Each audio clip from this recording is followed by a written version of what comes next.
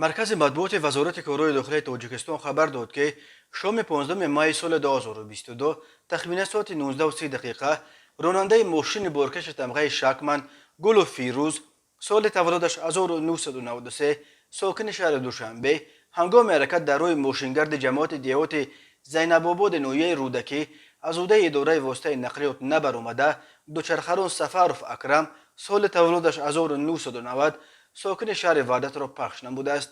در نتیجه دوچرخران سفرف جراحت وزن جسمانی برداشته در بیمارخانه به هلاکت رسیده است. از روی این حادثه تحقیقات ادامه دارد.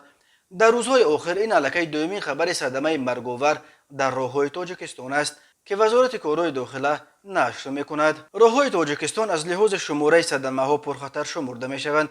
بنا به آمار رسمی سال 2021 بر اثر 1102 صدمه نقلیاتی در راههای این کشور 395 نفر به هلاکت رسیده، 1218 نفر جراحات جسمانی برداشتند.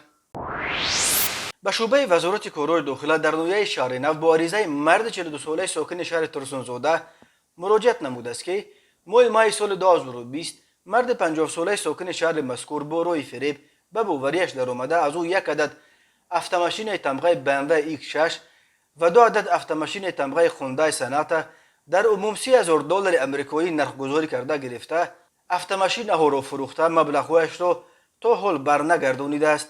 از روی این حادثه تفتیشات ادامه دارد. به شعبه وزارت کارهای داخله در شهر خوجند با عریضه زن 47 ساله ساکن نویه باباجان غفوروف مراجعت نموده است که 19 اپریل سال 2022 تخمینا ساعت 04:00 شخصان نامعلوم با روی پنهانی به خانه استقامتیش در آمده از آنجا 2 عدد تلفن موبیلی تمغه آیفون 11 پرو مکس و جواهرات گوناگون طلایی را دزدیده از جای حادثه غیب شده است. ضرر رسانیده شده 54,900 سومون را تشکیل می‌دهد. هنگام گذرانیدن چاره‌بینی‌های اپراتیوی جستجویی از جانب کارمندان میلیسیا مرد 27 ساله ساکن نویه واسه که پیش با ماده 32 قسم 3 138 قسم 1 139 قسم 1 و 244 قسم 2 کودکس جنایتی جمهوری تاجیکستان سود شده است همچون گمانبر در صادر نمودن جنایت دزدی دستگیر کرده شد.